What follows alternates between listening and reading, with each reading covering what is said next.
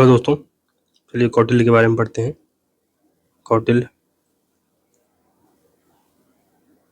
तो प्राचीन भारतीय राजनीतिक चिंतन का जनक कौटिल्य को माना जाता है। इनका जन्म ईसा पूर्व 4वीं शताब्दी में प्राचीन भारत की ऐतिहासिक नगरी आर्यावर्त के वैभव संपन्न मगध साम्राज्य में हुआ था। इनके बचपन का नाम विष्णुगुप्त था। विष्णुगुप्त पाटलिपुत्र के नंद राजा ने कौटिल्य का अपमान किया, जिससे क्रोधित होकर कौटिल्य ने नंद वंश के समूल नाश की प्रतिज्ञा ली थी। अंतोगत्वा चंद्रगुप्त मौर्य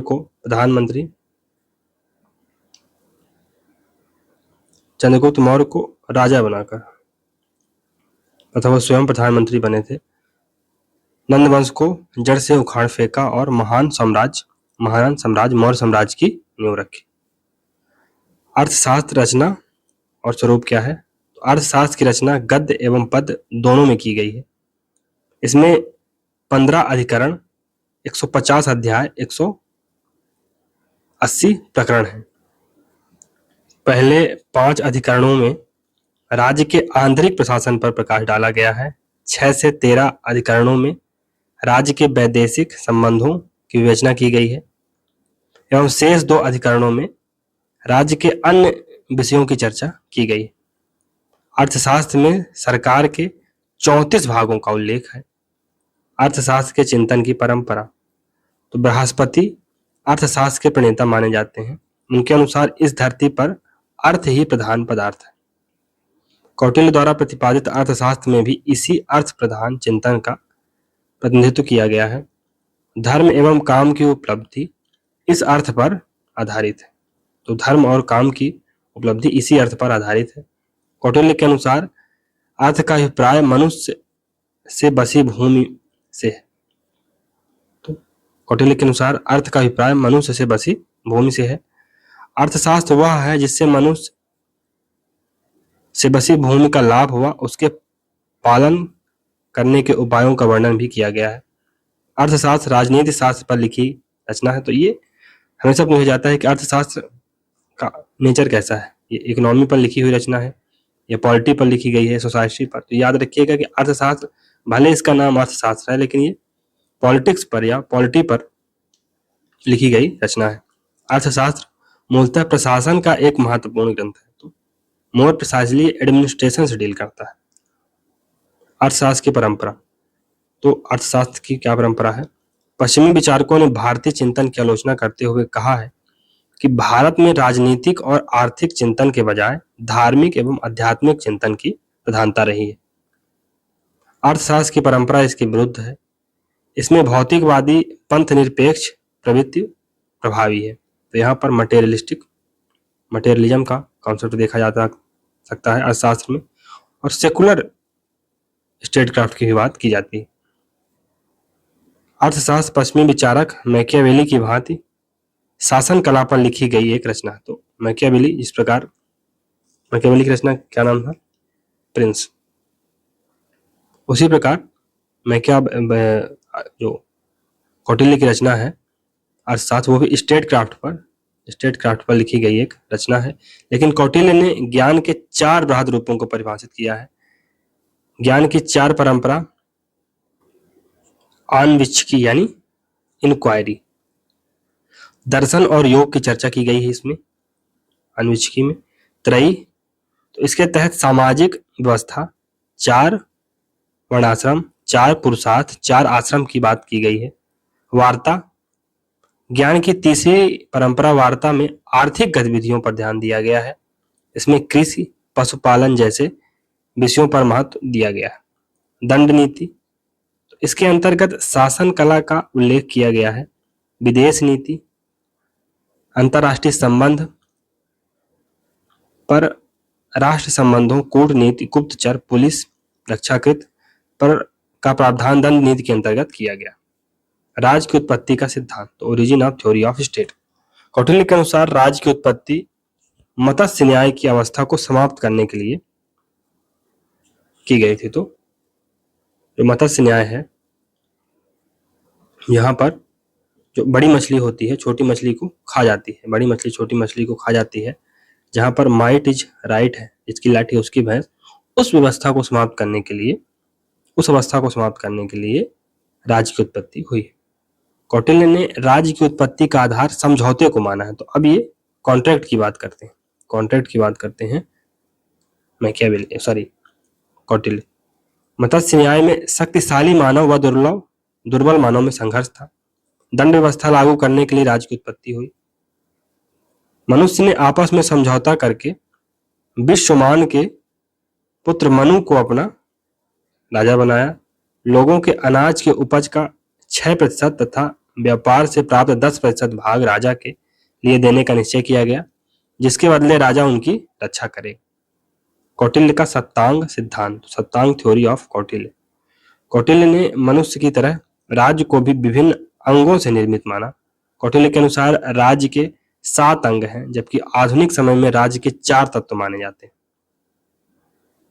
तो आधुनिक समय में राज्य के 4 तत्व माने जाते हैं। कौन कौन से?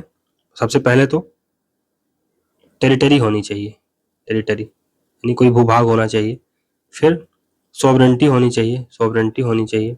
फिर गवर्नमेंट होनी चाहिए, गवर्नमेंट, और पॉपुलेशन। तो ये 4 तत्व हैं किसी भी स्टेट के मॉडर्न कॉन्सेप्ट में। लेकिन कौटिल्य 7 कंपोनेंट मानते हैं, 7 एलिमेंट मानते हैं राज्य के। कौटिल्य ने शरीर के अंगों के महत्व की तरह राज्य को विभिन्न अंगों में विभाजित किया। जिस तरह शरीर में मस्तिष्क सबसे महत्वपूर्ण होता है, उसी तरह राज्य में राजा या स्वामी सबसे महत्वपूर्ण होता है। इसी प्रकार कौटिल्य ने राज्य के विभिन्न अंगों के महत्व को रेखांकित किया। स्वामी तो ये किंग होगा। राजा या स्वामी को शारीरिक, आत्मिक, मानसिक एवं बौद्धिक गुणों से युक्त होना चाहिए, जिसे कौटिल्य ने आत्मसम्मत की संज्ञा दी है। कौटिल्य ने राजा के लिए दिनचर्या का निर्धारण भी किया है। उसने राजा के गुणों को महत्वपूर्ण बताते हुए उत्तराधिकार के संदर्भ में स्पष्ट कहा है कि राजपद का उत्तराधिकारी वही व्यक्ति होगा जो राज्योचित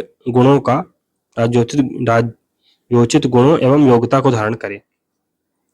राजा के निम्नलिखित कर्तव्य हैं: प्रजाजनों को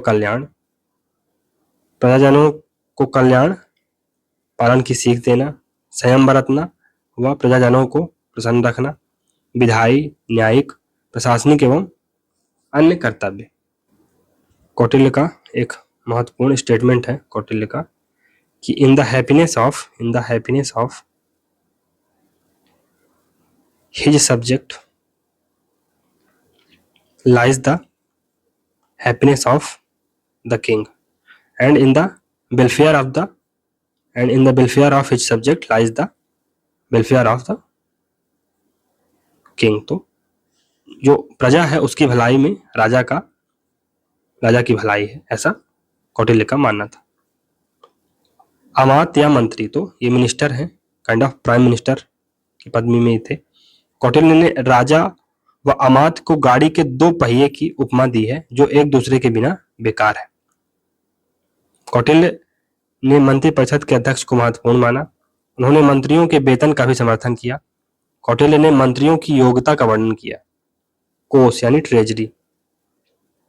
तो कौटिल्य के अनुसार कोष वृद्धि एक शक्तिशाली राज्य का आधार है, क्योंकि एक शक्तिशाली कोष के द्वारा ही एक चतुरंगणी सेना का निर्माण किया जा सकता है। राजस्व वृद्धि के लिए कौटिल्य ने निम्नलिखित सिद्धांतों का निर्माण किया। परिपुष्ट सिद्धांत, तो पहला है परिपुष्ट सिद्धांत यानी प्रिंसिपल ऑफ स्ट्रेंथ। कौटिल्य के अनुसार धन की प्राप्ति उद्योगों पर करारोपण द्वारा ही होती है, लेकिन शैशव काल या आरंभिक काल में ही कर नहीं लगाना चाहिए। तो इनिशियल स्टेज में कर नहीं लगाना चाहिए, बल्कि उनके संपूर्ण विकास पर करारोपण होना चाहिए। दुर्लभ का सिद्धांत यानी प्रिंसिपल ऑफ स्कैरसिटी, तो कौटिल्य के अनुसार ऐसी दुर्लभ सामग्री जो कि राज्य के लिए अत्यधिक उपयोगी है उसे कर मुक्त कर देना चाहिए। तो अगर कोई वस्तु स्कैर है या किसी वस्तु की स्कैरसिटी है तो उसे कर मुक्त कर देना चाहिए, ऐसा मानते थे कौन? कौटिल्य। कर मुक्ति का सिद्धांत, तो फ्री टैक्सेशन या taxation free, theory of taxation free. तो ये क्या है? कौटिल्य के अनुसार जीवन में ऐसे विशेष कारण होते हैं जिनके अत्यधिक महत्व के कारण कर्ममुक्त रखना चाहिए, जैसे विशेष संस्कार, व्रत, यज्ञ और दान। तो जीवन में ऐसे विशेष कारण होते हैं जिनके अत्यधिक महत्व के कारण उसे कर्ममुक्त करना चाहिए। फॉर एग्जाम्पल संस्कार हो गए, व्रत हो गया, यज्ञ हो गया, दान हो गया, इन चीजों को कर्ममुक्त रखो, ऐसा कौटिल्य का मानना था। दंड, तो चौथा कंपोनेंट है दंड। तो प्राचीन भारतीय चिंतन को दंड नीति भी कहा जाता है। अपराध के अनुसार दंड दिया जाना चाहिए तथा गर्भवती स्त्रियों को दंड नहीं दिया जाना चाहिए। तो प्रेग्नेंट वुमेन है उनको दंड नहीं दिया जाना चाहिए। वर्ण व्यवस्था के अनुसार दंड देने की व्यवस्था की, अर्थात एक ही अपराध के लिए कौटिल्य ने ऊंचे व्यक्ति को कम दंड देने का समर्थन किया। कौटिल्य ने दैहिक, कायिक, आर्थिक दंड का समर्थन किया। कुल मिला के इकोनॉमिक पनिशमेंट, दैहिक यानी फिजिकल, और कायिक, ये 3 प्रकार के दंडों का समर्थन करते हैं कौटिल्य। दंड के अंतर्गत सेना को भी शामिल किया गया है। इसके अंतर्गत हाथी, घोड़े, रथ एवं पैदल चतुरंगिणी सेनाएं आती हैं। दुर्ग, तो फोर्ट, इसका फोर्ट नेक्स्ट कंपोनेंट है, 5वां कंपोनेंट है। कौटिल्य के सप्तांग सिद्धांत में दुर्ग का आशय राज्य की राजधानी है, तो कैपिटल ऑफ स्टेट का तात्पर्य है दुर्ग से। दुर्ग को शासन के 4 समान भागों में विभक्त किया गया है। कौटिल्य ने 4 प्रकार के दुर्गों की विवेचना की है। पहला औदिक दुर्ग, पानी से घिरा हुआ। दूसरा पर्वत दुर्ग, तो पार्वत दुर्ग या पर्वत दुर्ग, तो पर्वत श्रेणियों से घिरा हुआ। तीसरा धानवन दुर्ग, तो मरुस्थल प्रदेश में स्थित। और चौथा वन दुर्ग, बीहड़ जंगलों में स्थित। प्रत्येक भाग का नियंत्रण नागरिक नामक अधिकारी करता था। जनपद, तो कौटिल्य के अनुसार जनपद प्रशासन की एक इकाई थी। जनपद की सबसे छोटी इकाई ग्राम है। 10 गांवों को मिलाकर संग्रहण नामक बड़ा गांव, 2 से 200 गांवों को मिलाकर खारबटिक नामक नगर विशेष, 400 गांवों के मध्य द्रोणमुख नामक उपनगर विशेष, और 800 गांवों के मध्य स्थानीय निगम नामक नगर बसाना चाहिए। तो 10 गांवों को मिलाकर संग्रहण नामक गांव, 200 गांवों को मिलाकर खारबटिक, फिर 400 गांवों को मिलाकर द्रोणमुख, और 800 गांवों के मध्य स्थानीय या निगम नामक नगर बसाना चाहिए। ग्राम की शासन व्यवस्था के संचालन हेतु ग्रामिक नामक अधिकारी की नियुक्ति होती थी। सीमा विवाद की स्थिति में समाधान पंचग्रामिक नामक अधिकारी करता था। मित्र, कौटिल्य के अनुसार राज्य की उन्नति के लिए व विपत्ति के समय राज्य की सहायता के लिए मित्रों का होना आवश्यक होता है। हालांकि मित्र बहुत ज्यादा इंपॉर्टेंट नहीं होते हैं, ऐसा कौटिल्य मानते हैं। क्यों?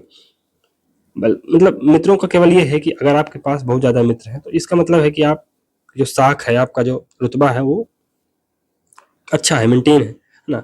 अब अमेरिका का हर व्यक्ति दोस्त बनना चाहता है, अमेरिका का, चाइना का हर व्यक्ति दोस्त बनना चाहता है, लेकिन कोई से नेपाल है या भूटान है, उसका दोस्त कौन बनना चाहेगा भाई? उसके पास देने के लिए कुछ है नहीं, तो कौन बनना चाहेगा? तो आपके बहुत सारे दोस्त हैं, इसका मतलब है कि आपकी स्थिति अच्छी है। मेन ये बहुत इनका कोई महत्व तो है नहीं। कौटिल्य के सिद्धांत का अंतरराष्ट्रीय पक्ष, तो international aspect of theory of Kautilya. तो मंडल सिद्धांत, अर्थशास्त्र के 6ठे अधिकरण के दूसरे अध्याय में कौटिल्य ने मंडल सिद्धांत का वर्णन किया। अर्थशास्त्र के 6वें अधिकरण के दूसरे अध्याय में कौटिल्य ने मंडल सिद्धांत का वर्णन किया है। मंडल का अर्थ होता है राज्यों का वृत्त, सर्कल ऑफ स्टेट। इसमें कुल मिलाकर 12 राज्य होते हैं। कौटिल्य के अनुसार अपने राज्य के विस्तार की इच्छा रखने वाला राजा विजिगीषु कहलाता है एवं भौगोलिक दृष्टि से इसका स्थान मंडल के मध्य में होता है। विजिगीषु के सामने लगा हुआ राज्य उसका शत्रु होता है, इसलिए वह अरिक कहलाता है। अरिक के सामने वाला राज्य मित्र कहलाता है, क्योंकि विजिगीषु का उसके साथ मैत्रीपूर्ण संबंध होगा। तो फॉर एग्जाम्पल इंडिया है, तो इंडिया के पड़ोसी देश कौन कौन से? पाकिस्तान है और चाइना है। तो कौटिल्य का मानना है कि neighbour is your natural enemy, आपका नेबर, आपका पड़ोसी आपका नेचुरल एनिमी है।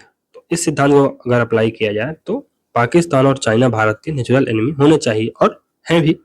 और इस सिद्धांत को अगर अप्लाई किया जाए तो अफगानिस्तान भारत का नेचुरल फ्रेंड उभर कर आता है। तो भले ही अफगानिस्तान में कुछ भी सिचुएशन हो, भले आज तालिबान हो गया हो, लेकिन एक समय ऐसा था और आएगा भी कि भारत और नेपाल के रिश्ते सुधरेंगे ही, ऐसा कौटिल्य का मानना था। फिर जो चाइना के फ्रेंड है, फॉर एग्जाम्पल वियतनाम, तो वो भी भारत के नेचुरल फ्रेंड होंगे, ऐसा मानना था किसका, कौटिल्य का। तो neighbour is your natural enemy, पड़ोसी आपका नेचुरल शत्रु है। ये मित्र के सामने वाला राज्य आर्य मित्र कहलाता है क्योंकि यह आर्य का मित्र किंतु विजिगीषु का शत्रु होता है। तो फॉर एग्जाम्पल इंडिया, तो अब पाकिस्तान चाइना से अगर कंपेयर किया जाए तो चाइना अगर काइंड ऑफ शत्रु है तो पाकिस्तान भी शत्रु होगा। आर्य मित्र के सामने वाला राज्य मित्र कहलाता है क्योंकि वह मित्र राज्य का मित्र होता है और इसी कारण विजिगीषु के साथ भी मित्रता होती है। मित्र के सामने वाला राज्य आर्य मित्र कहलाता है क्योंकि यह आर्य मित्र राज्य का मित्र होता है। विजिगीषु के पीछे स्थित राज्य पारसी निग्रह कहलाता है। यह भी आर्य की तरह विजिगीषु का शत्रु होता है। पारसी निग्रह के पीछे जो राज्य होता है उसे आक्रांदा कहा जाता है, यह विजिगीषु का मित्र होता है। आक्रांदा के पीछे स्थित राज्य को पारसी निग्रह सार कहा जाता है, जो क्योंकि यह पारसी निग्रह का मित्र होता है। पारसी निग्रह सार के पीछे स्थित राज्य को आक्रांदा सार कहा जाता है क्योंकि यह आक्रांदा का मित्र होता है। विजिगीषु और आर्य राज्यों की सीमाओं से लगे राज्य को मध्यमा कहा जाता है, यह राज्य अधिक शक्तिशाली होता है। तो जो आर्य फॉर एग्जाम्पल विजिगीषु यानी इंडिया और भारत के बीच जो राज्य होगा, फॉर एग्जाम्पल यहाँ पर नेपाल है, तो ये मध्यमा राज्य कहलाएगा, बफर स्टेट कहलाएगा, बफर स्टेट। हालांकि नेपाल तो अभी बहुत ज्यादा शक्तिशाली नहीं है, पर फिर भी कौटिल्य का मानना था कि ये जो मध्यम बफर स्टेट होगा वो अधिक शक्तिशाली होता है। विजिगीषु और उसके शत्रु के मध्य कहीं भी स्थित राज्य को उदासीन राज्य कहा जाता है। तो विजिगीषु और उसके शत्रु के मध्य कहीं भी स्थित राज्य को उदासीन कहा जाता है। युद्ध के समय यह पूर्णतः तटस्थ होता है और शक्ति की दृष्टि से विजिगीषु और आर्य और मध्यम तीनों से अधिक शक्तिशाली होता है।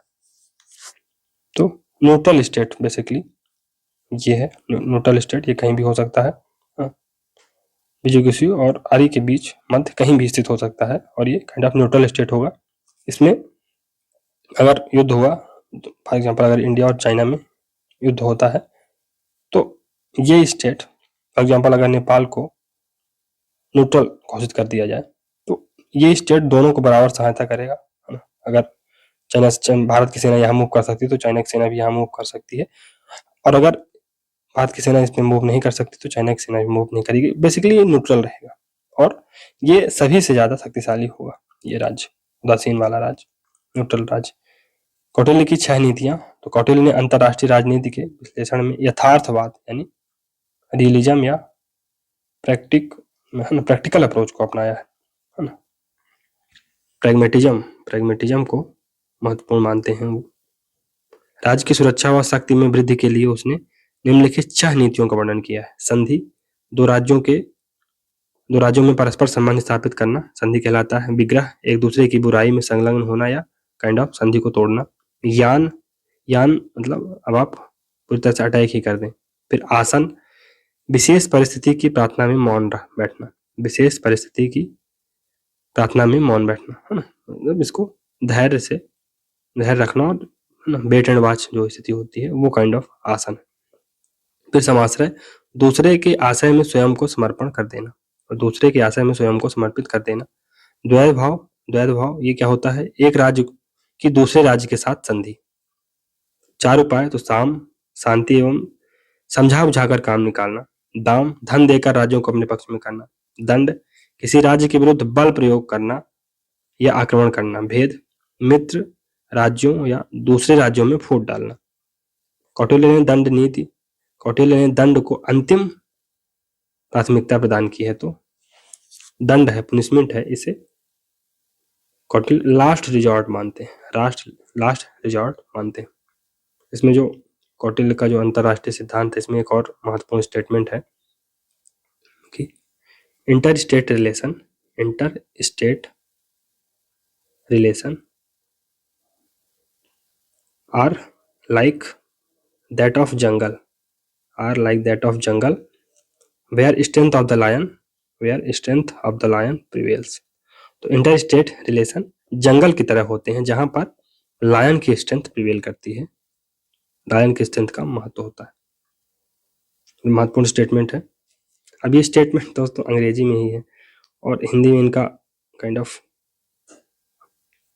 बताना ही पड़ेगा। फॉर एग्जाम्पल अगर ये स्टेटमेंट आ गया, पूछ लिया किसका स्टेटमेंट है, तो जल्दी क्लिक नहीं होगा, इसलिए बीच बीच में स्टेटमेंटों को बताया जा रहा है। कौटिल्य के सामाजिक विचार, तो कौटिल्य ने मनु के समान वर्ण व्यवस्था का समर्थन किया। कौटिल्य की वर्ण व्यवस्था मनु की तुलना में उदार है क्योंकि उसने वर्णों के कार्यों के स्थानांतरण की चर्चा की है। कौटिल्य ने पहली बार स्पष्ट रूप में महिलाओं को राज्य के उत्तराधिकार देने का समर्थन किया है। अर्थशास्त्र के प्रशासनिक विचार, तो एडमिनिस्ट्रेटिव थॉट्स क्या है अर्थशास्त्र में। कौटिल्य ने प्रशासनिक विभागों की संख्या 18 बताई है। कौटिल्य ने विधि व्यवस्था एवं नागरिक सुरक्षा के लिए राज्य को 2 भागों में विभक्त किया है, पहला दुर्ग, दूसरा जनपद। न्याय प्रशासन का उल्लेख करते हुए उसने विधि के 4 आधारों का वर्णन किया है, धर्म व्यवहार यानी काइंड ऑफ बिहेवियर, तीसरा है चरित्र यानी कैरेक्टर, और राज्य शासन। फिर कौटिल्य ने शासन संरचना के अंतर्गत गुप्तचरों को विशद महत्व दिया, यानी बहुत ज्यादा महत्व दिया है गुप्तचरों को, स्पाई सिस्टम को बहुत महत्वपूर्ण। विषकन्याओं रखते थे कौन? कौटिल्य। और मतलब ऐसी कन्याएं जिनको बचपन से ही थोड़ा थोड़ा जहर दिया जाता था और जब वो बड़ी हो जाती थी तो ऐसी मतलब स्थिति हो जाती थी कि अगर वो किसी व्यक्ति को काट ले तो उसकी मृत्यु हो जाती थी। और वो काइंड ऑफ सुंदर सुंदर कन्याएं होती थी और उनको छोड़ दिया जाता था। अगर किसी राजा को किसी को मरवाना है तो ये काम भी करते थे कौन? कौटिल्य। बहुत बड़ी कूटनीति थी। कौटिल्य ने 9 प्रकार के गुप्तचरों का वर्णन किया। तथ्य, कौटिल्य ने अर्थशास्त्र में 4 विधाओं का उल्लेख किया है। कौन कौन से? अन्वीक्षिकी यानी इंक्वायरी है, काइंड ऑफ अध्यात्म दर्शन पर आधारित है। त्रयी, धर्म अधर्म या वेदों का ज्ञान। वार्ता, कृषि पशुपालन तथा वाणिज्य विद्या। दंड नीति, शासन कला, राजविद्या इसके अंतर्गत आती है। कौटिल्य के काल में रूप दर्शक एक ऐसा अधिकारी था जो मुद्रा की जांच पड़ताल के लिए उत्तरदायी होता था। कौटिल्य ने राजा को दिनचर्या में दिन व रात को 8-8 भागों में विभाजित किया है। इसमें प्रत्येक भाग में 1.5 घंटे होते हैं। कौटिल्य के अनुसार राजा में 4 प्रकार के गुण होते हैं। कौन कौन से? अभिगामिक गुण, प्रजा गुण, उत्साह गुण और आत्मसम्मत गुण। कौटिल्य ने अर्थव्यवस्था में 4 प्रकार के न्यायालयों का वर्णन किया है। कौन कौन से? न्याय जनपद। कौन कौन से न्यायालय हैं इसमें? जनपद संधि न्यायालय, संग्रहण न्यायालय, द्रोणमुख न्यायालय और स्थानीय न्यायालय। कौटिल्य ने अर्थशास्त्र में 17 प्रकार के कानूनों का वर्णन किया। 17 प्रकार के कानूनों का वर्णन किया है। कौटिल्य ने रोजगार के 3 साधनों का उल्लेख किया है, कृषि, पशुपालन और व्यापार। तो कौटिल्य टाइम पीरियड क्या था? 375 BCE से 283 BCE। कीवर्ड क्या है कि ये रिलेट थिंक कर रहे हैं, मंडल सिद्धांत देते हैं, सप्तांग सिद्धांत देते हैं, स्पाई सिस्टम को, गुप्तचर व्यवस्था को ये बहुत ही महत्व देते हैं। फ्लेक्सिबल रोल की बात करते हैं, बेनोवलेंट एंड काइंड किंग की बात करते हैं, जस्ट किंग है ना, और किंग धर्म के अंतर्गत कार्य करेगा, ये भी ऐसा मानते हैं। दंड नीति, 40 प्रकार के करप्शन की बात करते हैं, 40 प्रकार के करप्शन। फार्मूला क्या है? King minus subject is equal to, है ना, किंग और सब्जेक्ट फादर और चिल्ड्रन की तरह होते हैं। तो ये सिमिलर रिलेशन रहेगा। जिस प्रकार फादर और चाइल्ड का रिलेशन होता है उसी प्रकार किंग और सब्जेक्ट का रिलेशन रहता है। तो कौटिल्य को चाणक्य या विष्णुगुप्त के नाम से जाना जाता है। उन्होंने फेमस बुक अर्थशास्त्र लिखा है। उन्हें इंडियन मैकियावेली के नाम से जाना जाता है। मैक्स वेबर ने कौटिल्य की अर्थशास्त्र को एग्जेम्प्लीफाइड रेडिकल मैकियावेलिज्म कहा है। तो ये मैकियावेलिज्म है, मैकियावेली क्या बात करते हैं, Machiavelli realist, basically realist thinker है। रेजो डेटॉर्ट की बात करते हैं। रेजो डेटॉर्ट मतलब reason of the state, reason of the state यानी प्रैक्टिकल अप्रोच आप अपनाइए, प्रैग्मेटिज्म की अप्रोच अपनाइए, जहां पर जैसी स्थिति हो उस अनुसार काम करिए।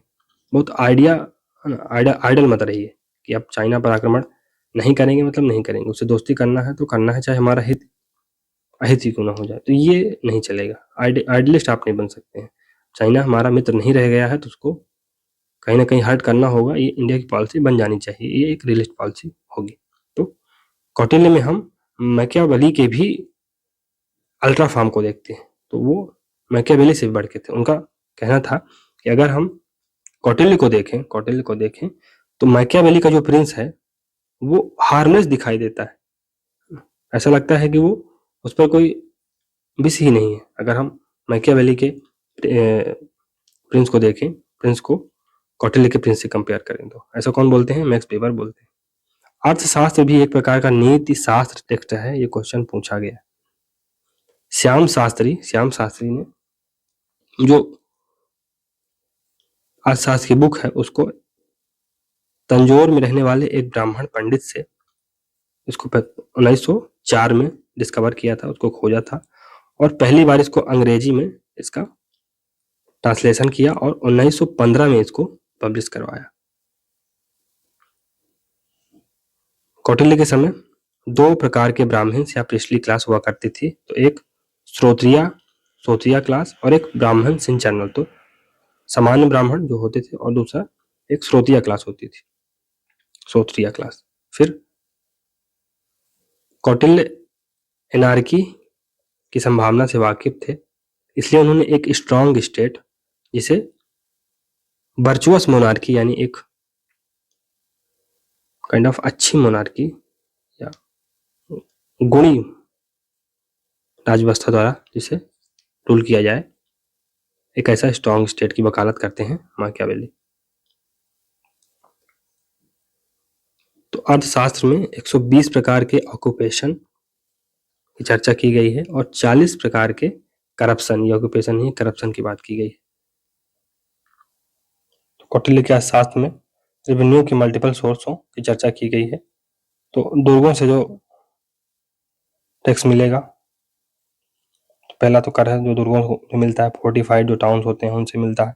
फिर राष्ट्रम से यानी कंट्री साइड के जो चीजें मतलब रहेंगे उनसे कर मिलेगा। फिर खानी यानी माइंस से, सेतु यानी इरिगेशन वर्क से, फिर आयमुखम यानी अकाउंटिंग से, तो अकाउंटिंग वेयर हाउसेस की अकाउंटिंग से जो कर मिलेगा। फिर सेविंग फ्रॉम एक्सपेंडिचर,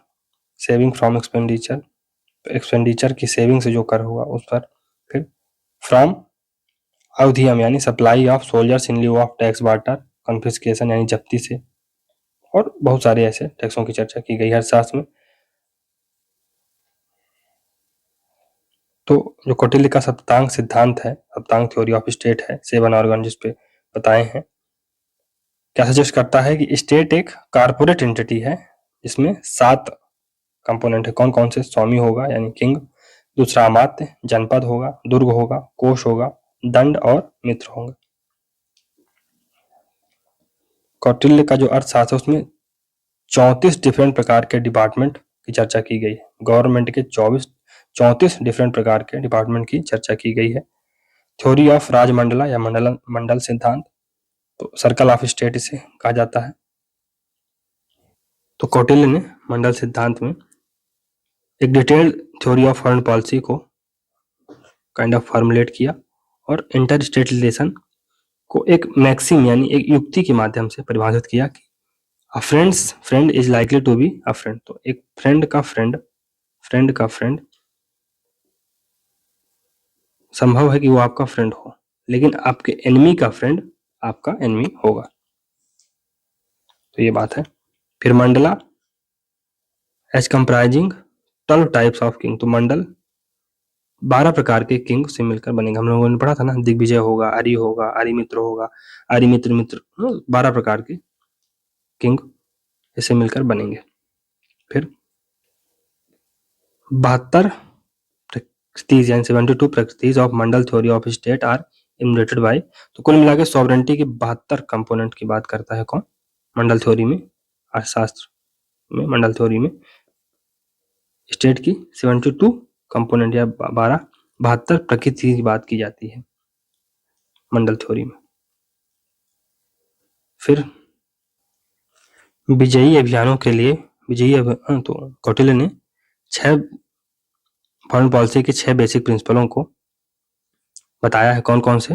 तो विजयघुसु द्वारा जो विजयी कंपेनी हैं उनके लिए रिसोर्सेज को इकट्ठा करना। फिर दुश्मनों को सफाया करना, एलिमिनेशन ऑफ एनिमीज। तीसरा है cultivation of allies and providing help to them. तो सहयोगियों को काइंड ऑफ कल्टीवेट करना है, सहयोगियों को इनकरेज करना और उनको जरूरत पड़ने पर सहायता प्रदान करना। फिर तो मूर्खतापूर्ण वीरता, फूल हार्डी बैलर के स्थान पर अपने को विवेक से काम लेना पड़ेगा, प्रूडेंस से काम लेना पड़ेगा। वार के स्थान पर पीस को प्रेफरेंस देना चाहिए और justice in victory as well as in defeat. तो डिफीट और विक्ट्री दोनों में जस्टिस इंश्योर किया जाना चाहिए, जीत में भी न्याय और हार में भी न्याय, ये महत्वपूर्ण है। तो ये कौटिल्य है, भले ये काइंड ऑफ स्ट्रॉन्ग स्टेट की बात करते हैं और मैकियावेली के भी ये मैकियावेली हैं, फिर भी ये इथिकल स्टेट की बात करते हैं, इथिकल राजा की बात करते हैं। एक ऐसा राजा जिसका हित उसके प्रजा के हित में है। जो भारत के जो थिंकर रहे हैं वो बहुत ज्यादा अनइथिकल किंग को प्रमोट नहीं करते। चलिए दोस्तों, यहाँ से कौटिल्य समाप्त होता है। तो अगर आपको सीरीज अच्छी लग रही है तो लाइक सब्सक्राइब करिए। मिलते हैं अगली सीरीज में, तब तक के लिए गुड बाय, थैंक यू।